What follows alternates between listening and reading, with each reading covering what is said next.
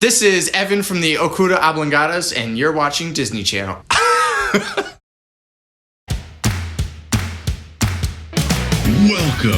to the Bands Make Her Dance Fantasy Football League Podcast with your hosts, Taylor LaPrairie and Joe LaFever.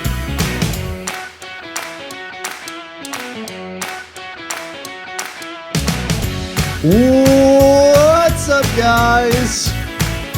I'm still laughing over that intro. Man, that just takes me so right back. Takes me right back. Thursday, October 8th, 2020.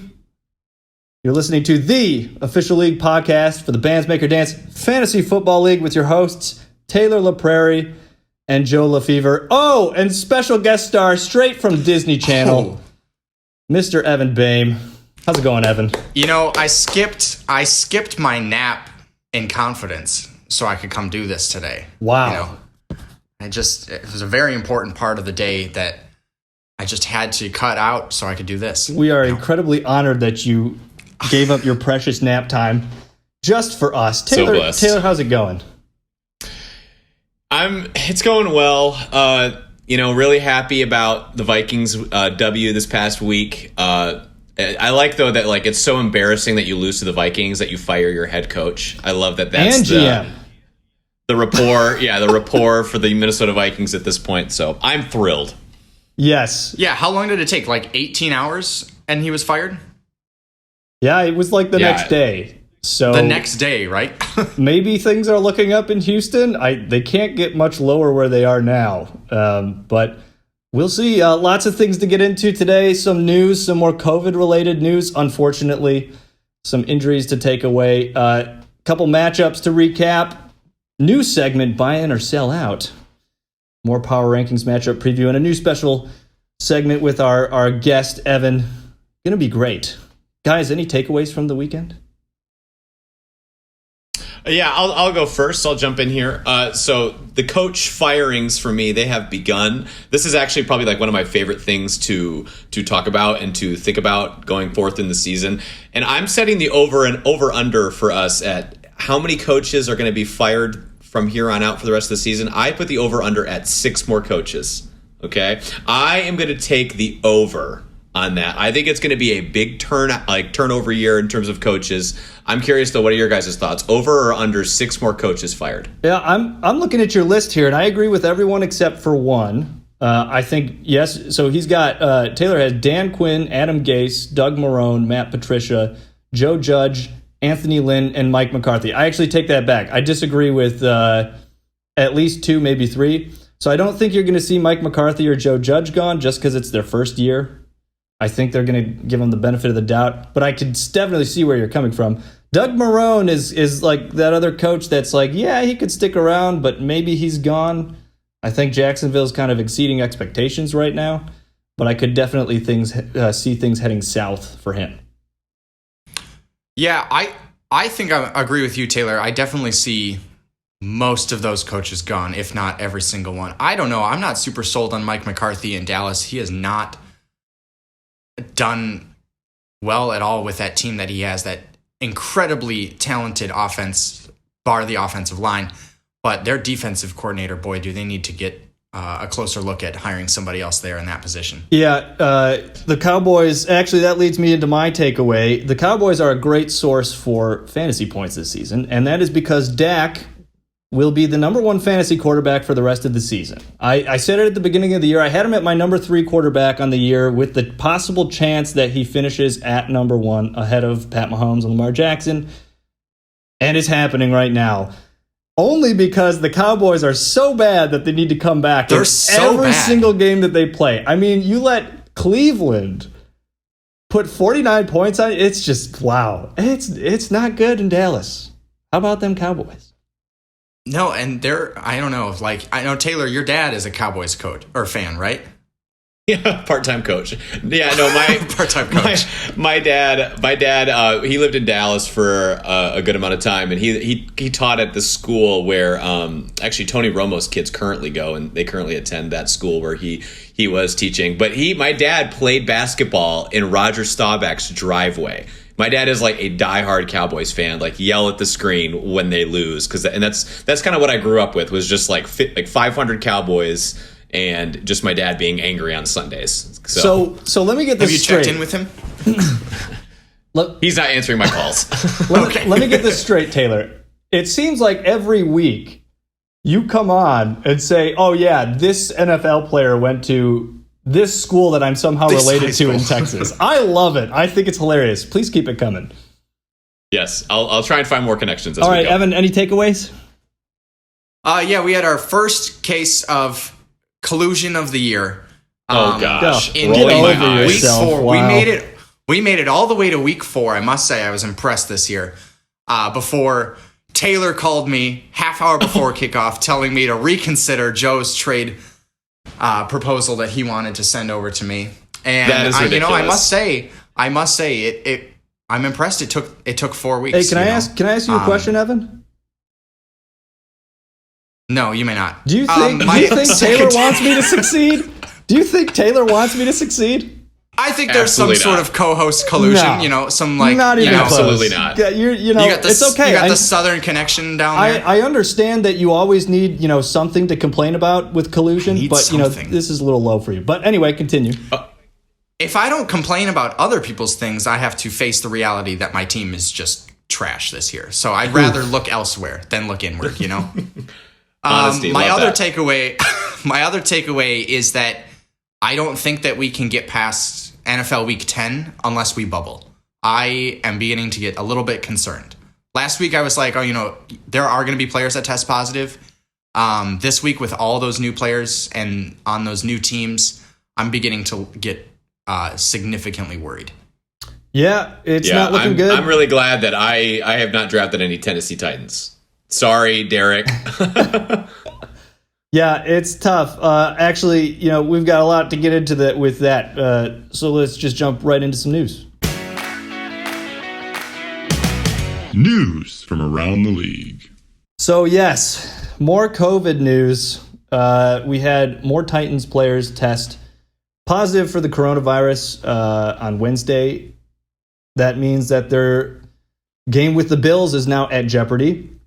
Stephon Gilmore from the Patriots also tested positive after the Kansas City-New England game. Kansas City's tests came back negative so far, but that's another game in jeopardy. I thought I saw somewhere today that Las Vegas had a player test positive. I have not heard any news out of Las Vegas, but the Chiefs play the Raiders this weekend. So if the Chiefs don't play, then the Raiders aren't playing. So essentially, lots of different matchups, at least 3 games that could have an impact.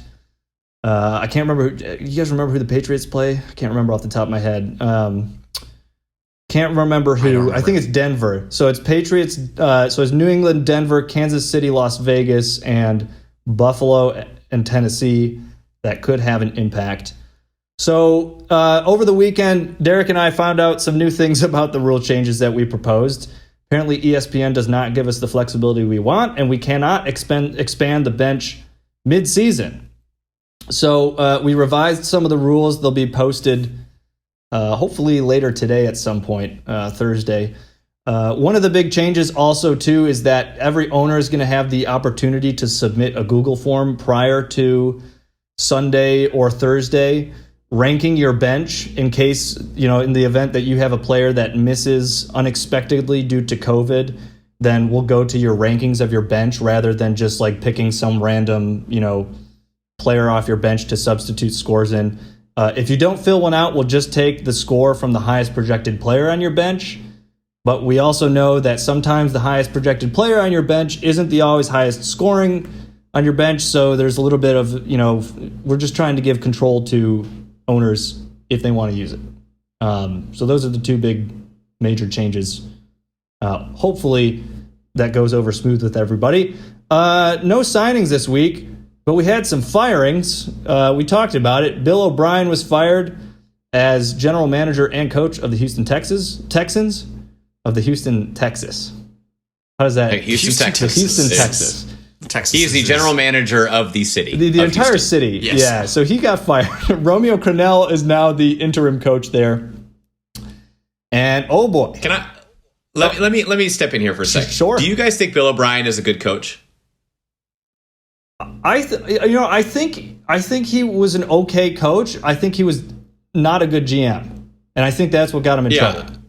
I think terrible GM for sure, Yeah. but is he a good coach? He did go to the playoffs 3 times. I think he's okay. That's why I say he's because he's made it to the playoffs, but he can't get over that hump of just making it to the playoffs. They haven't made it past the divisional round, so I put him on par with Kyle Shanahan's of the world. Super Bowl coach. Yeah, Super Bowl coach. Oh man! Okay, and we were talking earlier about coaches being fired. I think that we could all agree Adam Gase, it's not looking good for him. Oh no, not he's looking gotta good for go. Dan Quinn. Could you see Bill O'Brien getting rehired going into next year? Oh, I think he'll definitely have a job next year for sure. I would hope that when Matt Patricia gets fired, that the Lions look at him too. Yeah, I think he's definitely a coach that's going to be hired next year. I don't think it's going to be a Mike McCarthy situation where he takes it. He has to take a year off because nobody wants him. Definitely thinks definitely thinks. Wow, definitely think he gets hired next year. Can't talk. Oh boy. Yeah, I'd agree. More injuries. Yikes. Austin It was another Eckler, doozy. scary hamstring injury. He's on IR. Probably going to be there for 4 to 6 weeks. Nick Chubb, also on IR with a knee injury. Several weeks there. Yeah, Thomas with a full Chubb looking at that one. Yeah. Thomas is very, got to be very excited. Here's my thing. I know I've talked to you guys about this, and I've talked to Thomas about this, but it is ridiculous that he picks up Kareem Hunt, the backup running back, who in 4 games has 12 touchdowns, rushes for 6,000 yards, and then finally gets a starting job. That is not skill in fantasy football, folks. That is luck. Okay, Thomas has a great team, but it is not because Thomas is good at fantasy football. It is because he is lucky. Okay, and more to come on my rant against Thomas's team here in a minute. You heard it here first. And I love the pick by Thomas. Like, I think that is an outstanding pick. I think that was in between his 4th and 5th beer at that restaurant during his draft, in that sweet spot, And when I picked him up last year, I think in like week 7, when he still had 2 weeks left on suspension, I thought that he was going to be able to challenge immediately for that starting job.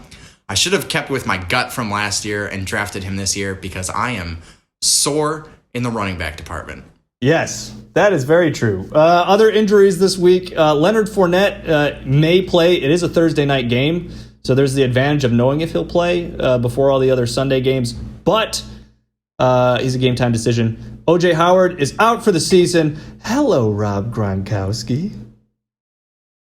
Rolling my eyes over here. Rolling my eyes. We all know that. I don't know about that. We all know I don't want a part of the Gronk show there. Julio Jones came out of the game on Monday night with a hamstring injury. Kind of scary there. Got to watch that. Raheem Mostert is questionable but likely to play. Good news for Kelsey. Lev Bell is listed as questionable but has practiced this week. He's likely to play. Bad news for Kelsey. Chris Godwin is still dealing with a hamstring injury, probably not going to play. I would argue bad news for Kelsey that Le'Veon Bell is going to play because he's not going to get more than 7 points. Well, that's the Gase problem there, right? Better, I think, than what he's got. His other options are, though, to be fair. Yeah, I mean, 7 points with Le'Veon or 5 with Adrian Peterson. It's tough sledding. Yeah. Doesn't matter. Not good there. Cam Newton and Corey Davis have been put on the COVID list.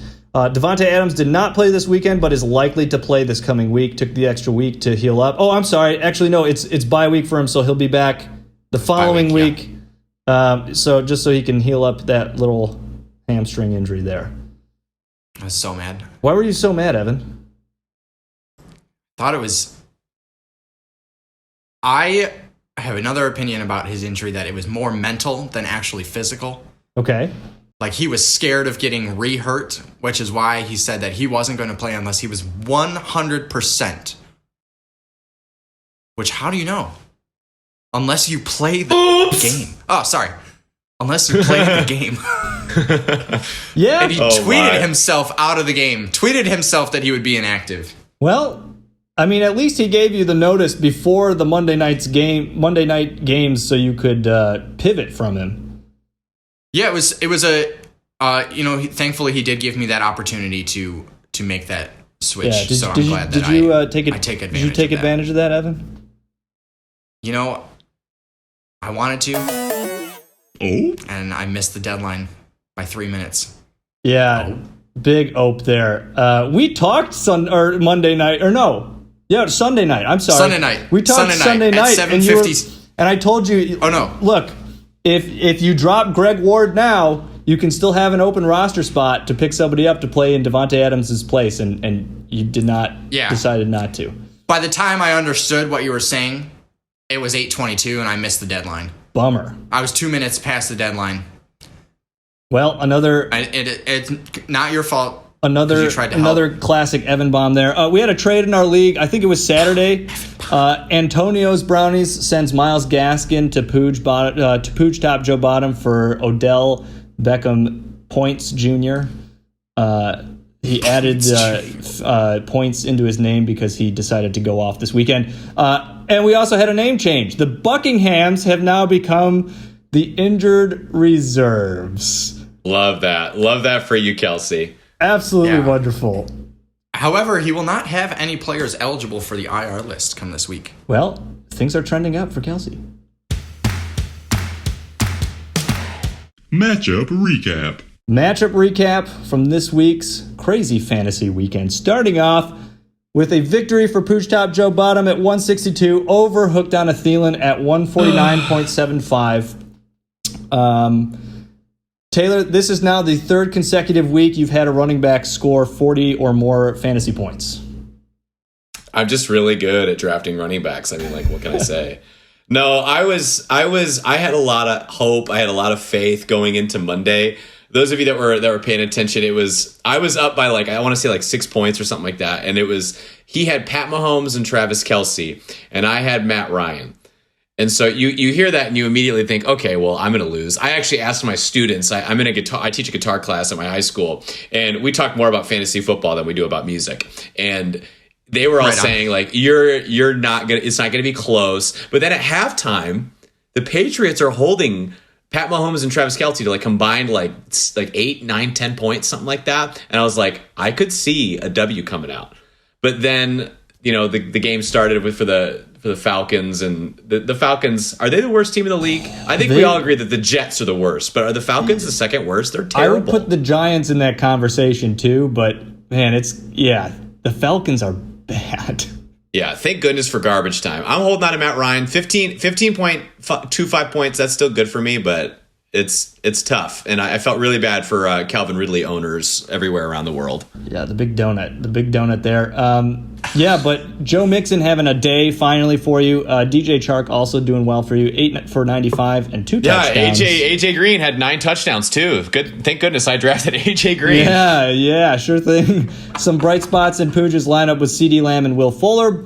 CeeDee with 2 touchdowns, Will Fuller with 1. Lucky. So pretty big news there. Next game of the week, the Teddy Brewskis win 135 over the Injured Reserves to 135 to 94.9. I had Amari Cooper have a day. I mean, what more can you say? 12 for 134 and 1. James Robinson having another day, 14.7 fantasy points without a touchdown, which I'm pretty pleased about. Todd Gurley, a bright spot in Kelsey's team with 19.3 fantasy points, had 2 touchdowns on the day. I was so Kelsey, on one knee. Kelsey started the entire Falcons against me. I was going up against Todd Gurley, Julio Jones, Russell Gage, and Hayden Hurst all on Monday night. Love that stack. And part of me was a little bit nervous if the Falcons decided to just just go elite. Remember that they were playing football, Yeah, so I escaped with one there. Antonio's Brownies beating Okuda Oblongata 145.9 to 116. Oh! Yeah, the big one here was, here's a fun fact. Fun fact of the week. Odell Cornelius Beckham Jr. with 38.4 fantasy points. 5 receptions for 81 that is a fun and 2 fact. touchdowns. Very fun fact. Very fun. That's props to our voice of God numbers, man. That's a great fun fact. But Odell with 5 for 81 and 2 touchdowns and 2 rushes for 73 yards and a touchdown. Yeah. But yeah, Dak Prescott, the shining star in your lineup, Evan. The one speck of shimmer. It's not looking good for the Oblongatas, you know? I have to give props to Marshall. Marshall had the foresight to make the trade with Pujan and then start Odell Beckham Jr. against maybe the worst defense in the league, but nonetheless, like, I don't know if you guys saw the, whatever it was, 50-yard touchdown run that he had towards the end of the game. Oh my God. Yes, it was very impressive. I think the Cowboys missed 6 tackles on that. Yeah. It was bad. Cowboys defense is not good. You know, Dak is like on pace to throw for over 6,000 yards this season. Yeah, what did he say? You said he had 500 yards on Sunday? 500 yards, 502 yards, 4 touchdowns and 1 interception. And I one just fumble want to make a award. point really quick. I want to make a point about Evan's team. His defense scored more points than his running back 1, his running back 2, his wide receiver 1, and both of his flexes. Both flexes. His quarterback and his defense. His quarterback and his defense combined for just under 50% of his points. So if you want to make a trade, Evan, let's do that right after this podcast. Another fun I know. fact. I've been trying to trade everybody, but apparently I'm not making the right offers. That's another story for another day. No one's biting. Next game of the week, and Lisa losing to the Fighting Jordan Howards, 146.4 to 131.2. I like the Jerick McKinnon play for Kevin. 22.7 fantasy points. I thought that was outstanding. Yeah, very, very good play there. But at the end of the day, it's the Josh Allen show for Tim. Another outstanding game, 28.3 fantasy points. Man, I like. It's him, Russ, and Aaron Rodgers for MVP right now, right? I mean, am I leaving anyone out? If you had asked me last week, I would have said Kyler Murray, but too many interceptions for me. Too many interceptions. I think it's clearly Russ. I think it's number 1 Russ, no question. I think so too. Yes, but in that Josh conversation, Allen is terrific. Josh Allen's definitely in that conversation. And Odell Beckham Jr. making his case, this past week. So keep your eye on that one. Yeah, well, Odell Cornelius.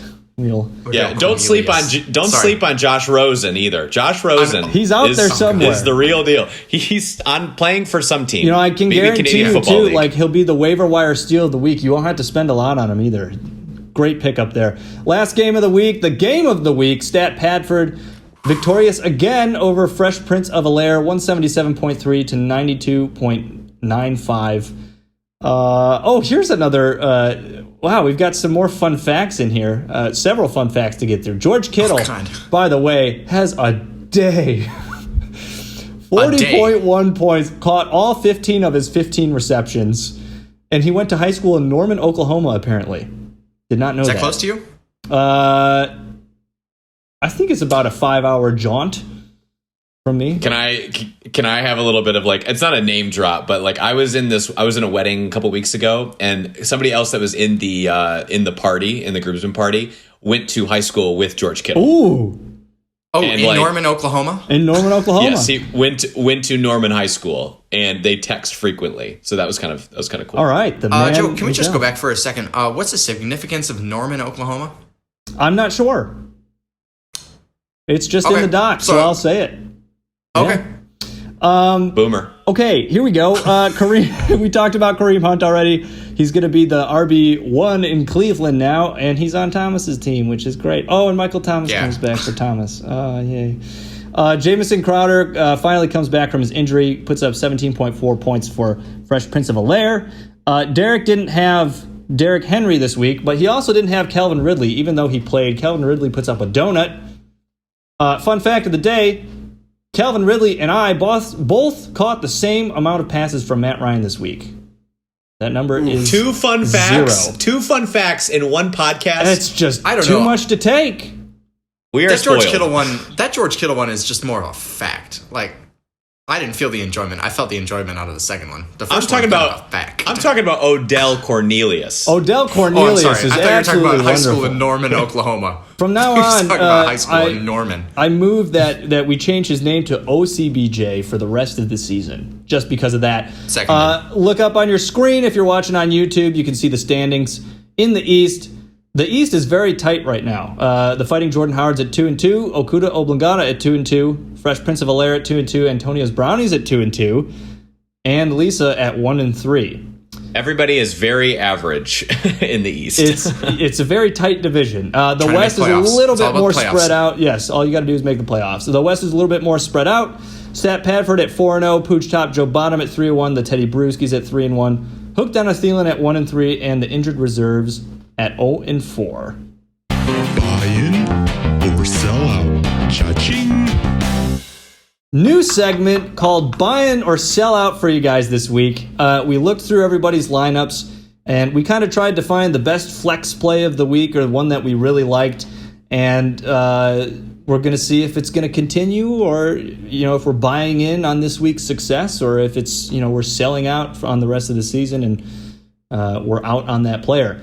My pick was Jerick McKinnon for Kevin's team, 22.7 fantasy points. He scored a touchdown in every single game this year. And I do think this is going to, his fantasy relevance will continue. I don't think it's going to be, as, 22.7, like as prolific in this area. I do think he's going to take the Tevin Coleman role. I think, Mostert's still the starter, but now it's going to be Mostert, then Jerick McKinnon on San Francisco. So I think that's really nice for Kevin to have the entire San Francisco backfield, and he can kind of, play around with it, pick and choose who he wants to play. And Jerick McKinnon has proved that if Raheem Mostert's out, he'll be the dude. I just want to state for the record that I'm the one that drafted Jerick McKinnon when he went to the San Francisco 49ers 2 years ago and then promptly tore his ACL in the preseason. So if anybody is a believer in Jerick McKinnon, it is me. I saw it coming 2 years ago. Okay? Just like I see AJ Green, he's going to be absolutely amazing in 2 years. When he's on the couch, or absolutely amazing. I'm ignoring that. My best flex was Odell. I just got to give props to Marshall picking up Odell, immediately starting him, and him getting 38.4 points. I thought that was just incredible. First of all, because you trade for Odell, and Odell's kind of like is he a start? Do you start him week to week? I don't think that this will continue to that extent. I do think that Baker Mayfield does like Odell. I think he's really matchup dependent, but I just got to give props for that trade. I definitely think that Marshall won that trade. I don't think that we'll see Myles Gaskin ever get over 16 points. Yeah. So I would rather have the upside of OBJ. That was a OCBJ. OCBJ. Yeah. OCBJ. That was a big big oops on Pooch's part there. Evan, how about yours? I might, I think I'm going to buy in on that OCBJ. I think he's just settling into Baker Mayfield. I don't know how long it takes to settle in, but apparently however long Sunday was from when he arrived in Cleveland. My best flex is, it has to be Kareem Hunt. 19.1 fantasy points. And I am just all in on Kareem Hunt. We've talked about him a lot already on this pod. Now that Nick Chubb is out for, 4 to 6 weeks? Well, yes. No, it's undefined. He's on IR, so it's undefined. At least 3 weeks. It's probably going to be 6. Probably going to be 6 or something. Yeah, at least 3 weeks. There is just, and I'm sure that Thomas will bump him up into one of his running back spots when he fights some buys here and there. But I'm all in on Kareem Hunt. I fully believe that he's going to have some healthy competition when Nick Chubb comes back and is healthy. I don't know that Nick Chubb wins his starting job back right away. I mean, he led the NFL in rushing in 2017 with the Chiefs. And I think he's a phenomenal talent. Say what you will about the guy off the field, made some questionable choices in his personal life, but on the field he is a player, and so I like Kareem Hunt going forward. Yeah, I definitely agree with that. I think Nick Chubb will have a role when he gets back. It's just the Stefanski way at this point, and I do think you're going to see another running back step in as well. But there's no doubt that Kareem Hunt is now the most talented back in that running back room, and he's going to get a lot of the work there. All right, how about some power rankings, guys? Power rankings. So just like last time, Evan's power rankings are also in with Taylor and mine. So let's just skip number 10. Can we just skip number 10? It goes without saying. Sorry, Kelsey. I'm sorry, Kelsey. The injured reserves come in at number 10. Kelsey, I will say this because a lot of people are, we tend to hate on you. But look, he's getting Lev Bell back. He's going to get Chris Godwin back soon. Look, there's tons of 0-4 teams who make the playoffs. All he's got to do is make the playoffs, man. And then you never know what can happen. So we'll see what happens there. Coming in at number 9 is Antonio's Brownies. Coming off a dub this week, but still just a lot of movement ahead of him that kind of kept him down at number 9. It's also hard. It's hard with Nick Chubb getting out. He's got a lot of questionable people. Like we said, we don't know if OCBJ is going to be what he was. And he's also got Jarvis Landry. So if he's going to be starting both those people, I don't think you're going to see both those guys ever ball out together. It's just kind of one or the other. So it's a little hard to see Marshall's team really being extremely competitive week in, week out. I don't know how many more weeks that Jarvis Landry will have a passing touchdown and OCBJ will have a rushing touchdown in the same game. Yeah. I'm not sure we'll ever see that again. Pretty impressive there. And Lisa coming in at number 8, suffering some injuries. Noah Fant was a big one for him this week. And he's still, waiting for Mostert to come back. Darrell Henderson has not worked out as well as we'd like because who knows what's happening in LA's backfield. But overall, I think he's, we talked about Taylor. Your team is the best 1-3 team. I think Kevin is also another team that, shouldn't be 1-3 at this point. Yeah. All you 2-2 folks, you guys are posers. Okay. The 1-3 crew, Kevin and myself, we're legit. And we're going to get to that here in just a second. And coming in at 7 is you, Taylor, hooked on a Thielen at 1-3.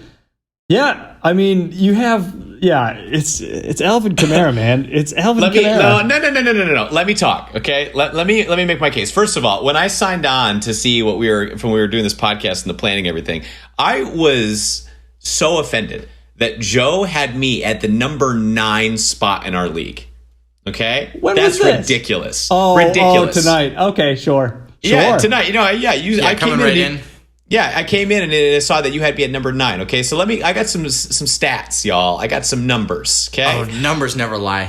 Exactly. So let's talk about points for in our league. Okay, this is which team do you think has the most points scored total, regardless of matchup, all that stuff. Number 1, who do you think it is? It's Thomas. Thomas, easy. Okay, Thomas has so far 629.85. Okay, number 2. The Jordan Howards at 595. I was going to say Tim. Yeah. Tim's team had a tough schedule. Yeah, and then you have number 3, winning the 3rd spot by 0.6 points. You have Pujan. Okay, just narrowly beat me this past week, and I mean narrowly. He had 587. And number 4, it's me, 586.4. So I am like 1 reception by Joe Mixon away from being the 3rd most points in our league. Okay. Now let's talk points against. Okay. Number 1 points against. This is the person who's been scored on the most. Okay. That's Tim. Number 1. That has to be Tim. That is Tim. Okay. 613.75. Okay. So it's hard for Tim, but it's also hard for me because I'm number 2. I have 607.75. Okay. That's only 7 points away from Tim. So everyone's having like a great week against me. And remember, this is fantasy. I can't play defense, but my team is good. Okay, it is good. You better believe in Alvin Kamara. On paper.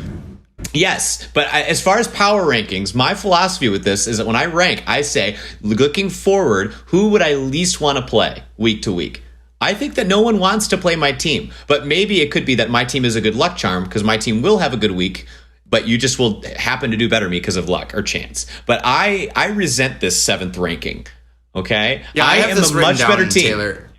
I have this written down that Taylor's team is just like his beloved Vikings. Good talent on paper with questionable coaching. You're going to blame it on Mike Zimmer? I'm going to blame it on Mike Zimmer. I'm going to blame it on Taylor LaPrairie. Yikes. It's my fault. Yeah, you're right. It's my fault. It's my fault that the number 6 talented receiver in the entire league, AJ Green, can't get more than 2 receptions every game. Number 6 talent in the league? Who's ahead of him? DeAndre Hopkins, Devontae Adams, Not- Adam Thielen. he is in the same class as Devontae Adams. Devontae Adams has Aaron Rodgers throwing it to him. AJ Green was outstanding with Andy Dalton throwing to him. I'm talking about talented receiver. What do you got? You got DeAndre Hopkins. You got Julio Jones. Who else? Devontae Adams. Not Devontae Adams. Take him out. I am You all are wrong. in on Devontae Adams. You are wrong. He doesn't even play unless he feels like he wants to play. Cooper Kupp. Amari Cooper Kupp. Calvin Cooper Ridley. Kupp. Cooper Are you Kupp kidding and me? Amari Cooper, no. Okay, but the Who Devontae asked Adams Evan to one, be on this podcast? Who asked the him? Devontae Adams one, he is a talented receiver, dude.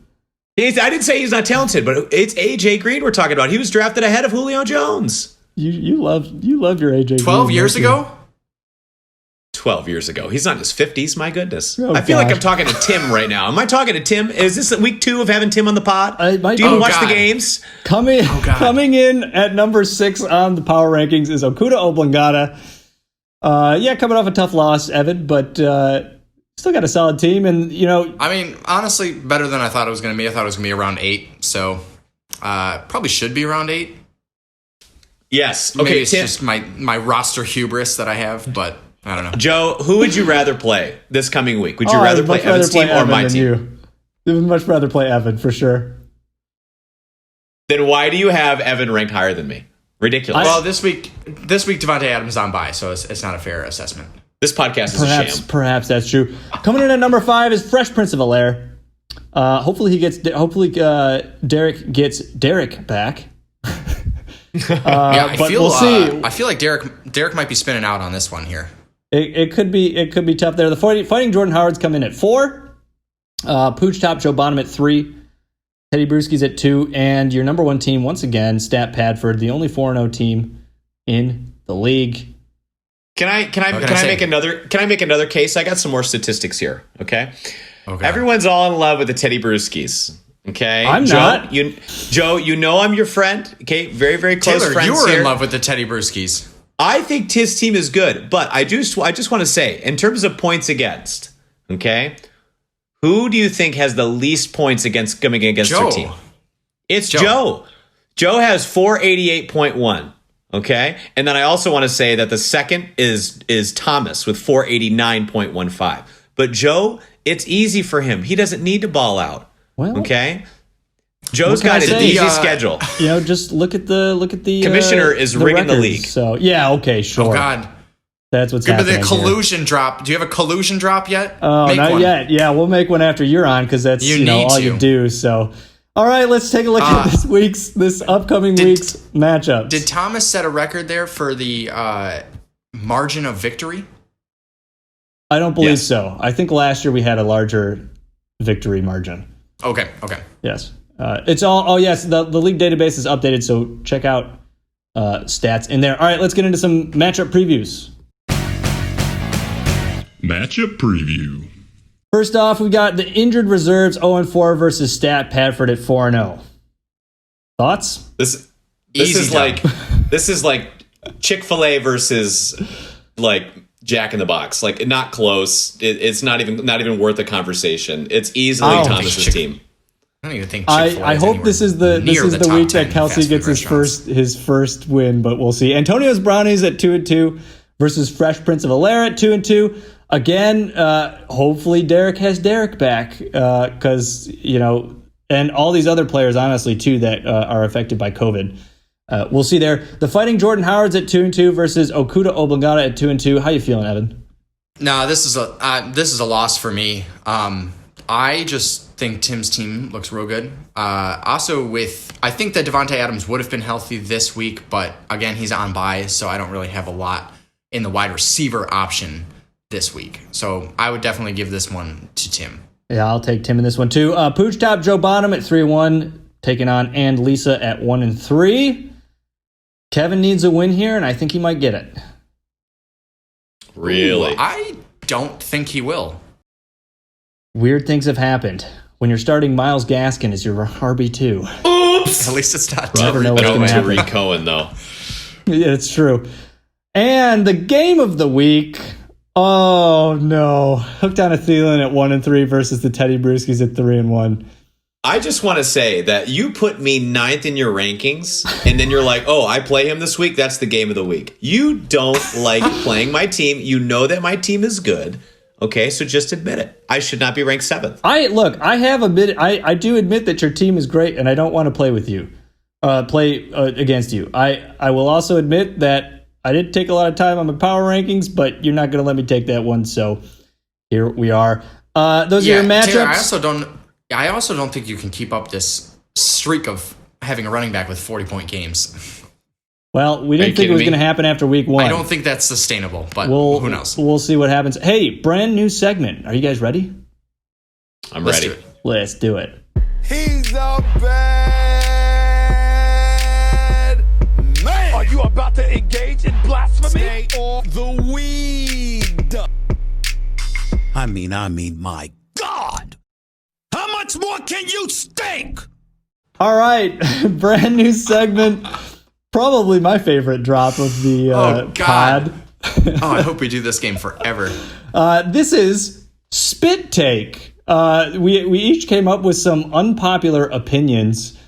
Hot takes, if you will. Yes, we're gonna talk about them first take style. If you've ever seen First Take on ESPN, who wants to get it started?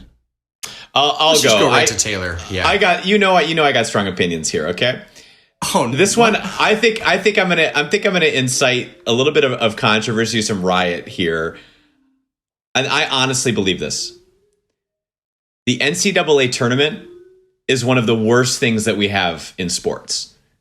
The NCAA bracket, March Madness, is one of the worst things we have in sports. Wow, it is not entertaining at all because you can never stick to one game. Okay. There's way too many upsets, and everyone's always like rooting for the upsets. Okay, nobody wants to watch the 11 seed play the 12 seed. No one wants to see that. No one tunes in and watches those games. Those are not entertaining games. It's bad basketball. We need to limit this. We need to make sure that the regular season is important, okay? And we need to just limit it to like 16 teams. Then we're watching quality games, okay? But I hate the NCAA tournament. It's not good. Interesting. Yeah, I'm going to go ahead and disagree with you on that one. I think there are flaws with the selection of those teams. Like, I think it's super subjective to have, those 64 plus 4 teams or whatever in the decision. It's too many that goes people into making those. But I think that the process is the best process that we have of determining a national champion in college sports. I would agree with that. I don't think there's anything better to determine who wins. Are you telling me you're okay with the 4-team college football playoff to determine a national champion? I absolutely am okay with that.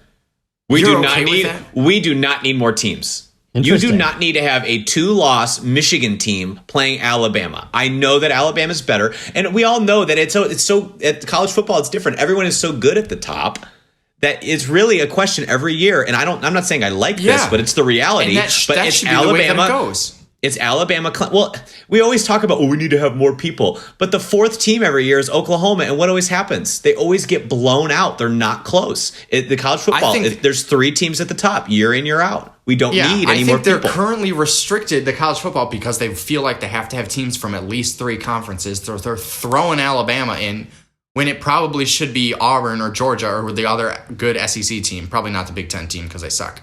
But there's or the Pac-12. But I think that would be much more enjoyable to watch Alabama play like Utah last year. I would have loved to see Alabama play Utah. You want to see Alabama score 900 points on Utah? Did you watch Utah last year? They were good. Against who? Against who? Against the entire Pac-12. It's the Pac-12. Cal, UCLA, USC. Those are some good teams. No, they're not. They're good names. They're not good teams. They're good names. The Pac-12 football is terrible. It's terrible. The SEC is so far and above better. I don't even understand why we're having this conversation. Honestly, the SEC championship should be just the national football. That should be the BCS title game. I would rather go back to that. Complete disagree. Interesting. Well, okay, complete disagree. Taylor's point kind of runs into mine because Taylor, I disagree with you about the NCAA tournament because I think college basketball is way better than the NBA. That is my unpopular opinion. I love the upsets. I love, like, the cool thing about March Madness is the fact that, like, it gives everybody a chance. And I love that. It's super fun to watch. I love the rankings. There's just more variance in things. I love to see it. Yeah, and I think, Joe, this is obvious to me that you lived far enough away from where these professional sports were happening. Like in Kalamazoo, you're what, two and a half hours away from About Detroit? 2.5 hours. 2.5 hours away from Chicago. Yeah. You don't have the emotional attachment to watching those pro teams play. Well, like, I know you're a big fan of the Tigers, but you kind of like bailed on the Lions the first chance that you set foot in Missouri, Kansas City, whatever. So look, I think, I mean, obviously I still hold the Tigers close to my heart because I love the Tigers. Yeah. But you're a baseball fan. My first NFL game ever was at Arrowhead, so I was like, okay, I'd never gone to Ford Field for a football game. So yeah, I don't know. Maybe I didn't really get into the NFL until like 4 years ago, and I've never really been a terribly big NBA fan. I was when I was really young, but it's shifted to college basketball now for sure. And I think it's that emotional connection that you're missing from the NBA. It could be. I agree with you that I don't like the NBA as much as I do like college basketball. As much as I don't like March, I stop watching when we get like tournament time. But your reasoning that is for like so backwards. I cannot understand. That's pretty strange. I want to watch. You'd rather watch Rutgers against Nebraska. I don't watch those games. Those are two terrible teams. But there's terrible teams playing each other all the time in the bracket. We're moving on from this. Okay. All right, Evan. What's your unpopular opinion? Y'all are just wrong. Okay. Let's just move on. So if I'm making a grilled cheese, I don't think there's any better cheese than a Kraft American cheese single. Ugh. Yeah, that's like plastic, dude. Ugh. Do you take the plastic off or do you leave it on because you're eating plastic as the cheese anyway? The plastic enhances the flavor. Yeah. And I had two. That's disgusting. So two little layers. It is more not cheese than it is actual cheese. Yes. I'm pretty sure it's 51% ingredients is not cheese. That's disgusting. We could get the wrapper, but do you also put mayonnaise on your grilled cheese? I hear that's a thing too. Absolutely not. Okay, all right, I'm okay with that. Taylor, how about another one? That must be a Missouri thing. Okay, this is one like really close to my heart, and I told Joe this the other day, and you noticed that I had like a panic attack or like something, but like milk. I'm like gagging even just thinking about it. Like I think milk is like the most. I'm literally gagging. I think milk is so disgusting. Like people that just drink straight up milk, like the consistency of it and the flavor, that's so gross. Milk is so disgusting. Like I like dairy products when you can't actually taste the milk. I'll drink chocolate milk because I can't taste the milk, but milk by itself is disgusting. I would rather drink urine than drink milk. Wow. Ugh. Well, I don't know if I go that far. I'm not a huge milk drinker myself, but I would definitely much rather drink that than urine. I am like seriously like my throat is closing right now thinking about milk. It's disgusting. I have a nice tall glass of I guess it's a protein shake, but I use milk. Milk. Oh, he's gagging. Taylor all right, he needs some milk. My next unpopular opinion is okay. Everyone hasn't seen these shows, but I think most of us have. Friends and Schitt's Creek. Great shows. Absolutely awful finales. The worst finales ever in the history of ever. The Friends finale could have been so much better than it was. It was like, it's not as bad as Schitt's Creek, like their finale, but it was still like they should have just done something else with the character stories. It was a letdown. I have zero opinion on the Friends finale. But I thought the Schitt's Creek show ended beautifully. I did not like it. I thought it was just a complete letdown to everything that show was. I really enjoyed the show. Were you disappointed that it ended? Were you disappointed that it ended? I was disappointed in how it ended. Why? It just was not like it just like all of a sudden ended. Well, yeah. It was like there was no like the reasons they had for ending it just weren't good enough for me. Like it just didn't do it for me. Well, They felt like the magic of it was over, and so they decided to just quit while they were ahead. I'm fine with that. They just have to end it in a more creative fashion. Fair enough. Not a fan. Fair enough. All right, I've got another one here. I absolutely love the oboe. And I know it's most people's least favorite instrument to listen to. But I think that, when a professional, I'll say a professional and not high schoolers, plays, I just think that it is just a beautiful instrument, which just so lovely to listen to. I need a drink after hearing that. Are you kidding me? Are you kidding me? I will chime in. I agree that if the oboe is played well by a professional, it is enjoyable to listen to. But more often than not, it's not enjoyable to listen to. Like, there are very few oboe players that are like, I guess most professional oboe players, I'm like, yeah, this is great. But right. Yeah. If it's not like high school aged, I could definitely see that it's nasty.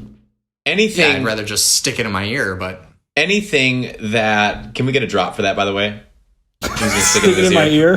Yeah, can we get a drop for that? No, but anything being done at the highest level is going to be entertaining. Okay, I don't care what instrument it is; it's going to be entertaining. But of all of the instruments that are out there that you think are like just a beautiful instrument, that is not a beautiful instrument. That is an instrument of terror. I would rather listen to a professional playing the oboe over a professional playing the trumpet or the clarinet all day long. What? Wow. Yeah. Absolutely. Gosh, go Rams. Ugh, gosh. They're going to have a band full of like 10 oboes now. Dude, I wish. One of my kids just told me today that she's not going to continue in band, and I was like, she was the best oboe player. Sad. All right, let's run it back one more time here. I got one last one, and I feel very passionately about this, and I don't want anybody listening to this to think that I am a terrible person, okay? Too late. You do not need to tip somebody unless you are being waited on. You do not need to tip, okay? If I go to a coffee shop and I ask for a coffee and you make it and you give it to me, I should not feel obligated to tip you. Okay, the drinks at coffee shops nowadays are like $6. Okay, they do not need a tip to do that. They are just doing the bare minimum of their job. If you want to be kind and do a tip, that's fine. But unless I'm being waited on, you should not feel obligated to tip somebody. Okay. Now that being said, if I get some nice service and they smile and they make a joke and they like compliment my hair or something like that, which no one ever does. But if they're kind and stuff, then I will leave a tip. But I have done it. I have gone to coffee shops before or a sandwich shop or something like that, and I have not left a tip. And I get the stink eye from the person working there. And it's like, no, this is not like a sit-down restaurant. This isn't Chili's, okay? You do not deserve a tip unless you're actually going back and forth and you have to like juggle other tables and do other stuff. Then I leave a tip. And for the record, I'm a very generous tipper. Very generous. But you do not deserve a tip unless I'm actually being waited on. Generous tipper. I think we should get a drop of that too. Oh my gosh. If you go to Potbelly, do you leave a tip? They don't have a tip jar. They don't accept tips. Ooh, got him. Bad example. But like if you go to if you go to Starbucks, because I work there. Yeah, every time. Wow. I mean, usually of the $3.50 coffee that I would get at a coffee shop, they're not seeing all $3.50. So yeah, it's the same as if I go to a bar. Like I tip if I'm at the bar, I'm tipping $1 per drink. The same thing with coffee. Yeah, I usually tip as well. But I feel like 10 years ago there was like this shift to like, let's just always ask, like, do you want to leave a tip? And everybody now feels like they are guilted into that. And by the way, I just want to say, I mean, 15%. Let's just pay people more. 15% is the standard tip. And now all of a sudden we're saying, 20% is the standard tip. No, 20% is the standard tip. 20% has become the standard tip. But for like 40 years, it was 15. And then all the liberals, I'll go there, start saying that, they need to get paid more. 15% is standard service. 20% they is do need to get paid more service. You're making $3 an hour. They need to make more than 15% on your BS $15 sandwich that you ordered. All right. $15 sandwich. Well, I'm not getting like triple Here we meat. go. All right, I've got one. I think running is fun. A lot of people don't think running is fun. Okay, look, I am trying to like get in shape right now for triathlons and in the future an Ironman. And I am super stoked about doing that and super excited to do that because I think it's just fun to push your physical limits. And Yeah, I would say that's a good hobby for you. I have no qualms about that. Okay, I'm glad to hear that because a lot of people don't think running is fun. I actually like I look I don't forward think running's to running. fun. I appreciate that you enjoy it all as right, your hobby. Okay, all right. I get that. Which brings me to my unpopular opinion, which is about the definition of a hobby. And if Pujan is listening, he is punching the air right now because he knows that I'm about to be right. I'm going to drop some knowledge here. So I think for it to be a hobby, and Maddie's already getting irate. I can hear her over here. I think for it to be a hobby, it has to be an activity that you don't need other people to do. I would disagree with that. You don't need other people to do. Oh, you don't need other people, but you can have other people? Is that Are what you you're saying that solo activities are hobbies and other people are telling you that unless you're with another person, then it's not a hobby? No, I'm saying like, and Pujan uses the worst example, so I'm not even going to touch his example because it's horrible. But I'm saying like what Joe's doing, his hobby is running. Okay, that's a hobby to me. Sure. And when I go, I like to golf, so that's a hobby for me. Pujan likes to play pickup basketball. I would say that if you're playing by yourself, it's a hobby. But if you get your squad of 5 guys, now you're in an activity, and now you're in a different game. Oh, okay. What are you talking? I see. What are you talking about? I think it's still a hobby. It is an unpopular opinion for a reason. And it's not even an opinion; it's a fact, and I know I'm right. So if I'm running down the street and like I'm just That's a going hobby. I'm going by myself, and then somebody hobby. runs up right next to me, it is No, also no, an activity. No, because you can do those things by yourself. It doesn't require other people to run. But They just happen to be participating in a hobby next to you. I think side by side. Taylor's point is that if he's running and another person starts running right next to him, he is no longer in a hobby. You guys are independently He's in running. an activity. No, it's still a hobby. No, You guys you're are running. independently running side No, by you're side. running together. You're running together now. Independently. Okay, but Yeah, you're not now working what each other's happens legs, if though. you know each other? Like you know the other runner. Now is it an activity? No, Because I wouldn't be doing it unless they were there. You don't need 2 people to go on a run. You need 5 guys to play pickup basketball. Like, you can't go out there by yourself and just say, hey, I'm going to play 5-on-5 with just myself. Like, you need 9 other guys. That's where the necessity comes in. I could talk about this for an hour, and I have before, and I won't again. I am floored. I am floored by this opinion. Very interesting. Well, those are your hot takes, your unpopular opinions. We got pretty heated. I was impressed. We did right off the bat. I felt I'm sweating. I'm sweating. Like I've sweat through this shirt I'm wearing. I can't wait for the next one. He's a bad man. Are you about to engage in blasphemy? Stay off the weed. I mean, my God. How much more can you stink? Oh, that's so good. Oh, yeah, I love that one. That one's fun. Yeah, that's all we got for you guys this week on the pod. What is it tonight? Bucks and Bears in Chicago. Barn burner. God. Can't wait for that. Straight up fa. Yeah. Thanks for tuning in. We'll catch you next week. Thanks for being here, Evan. Great to see you. And Thanks for having me. Yeah, peace out, guys. Peace. Thank you for listening to another episode of the Bands Make Her Dance Fantasy Football League podcast.